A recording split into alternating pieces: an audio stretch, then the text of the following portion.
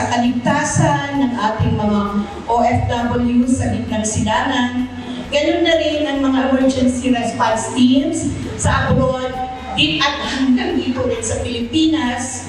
At pasasalamat na rin tayo sa mga repatriated OFWs at ganun na rin sa ating mga matatag at masisipag na mga OWA personnel.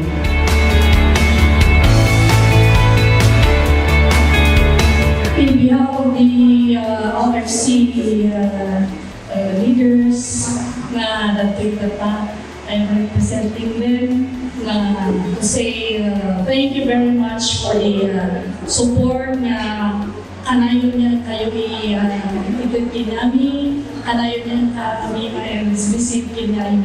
Thank you very much, but we are also very willing magtulong kita ngayon ng help that we render to our co-OFCs.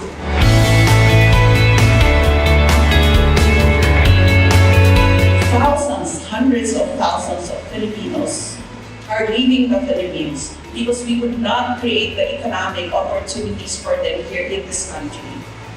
But when we will have been able to generate employment opportunities for everyone, hindi na natin kailangan ang Department of Migrant Workers.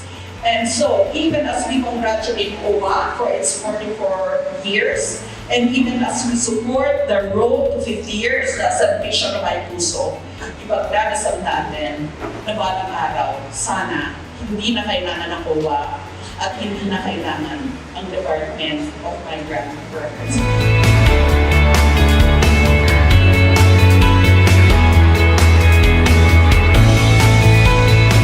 Our economic development should be coming out from the domestic brand.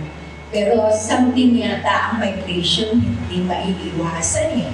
These things, yung tinatawag na, why are you forced to leave your family? Sana magiging choice na lang.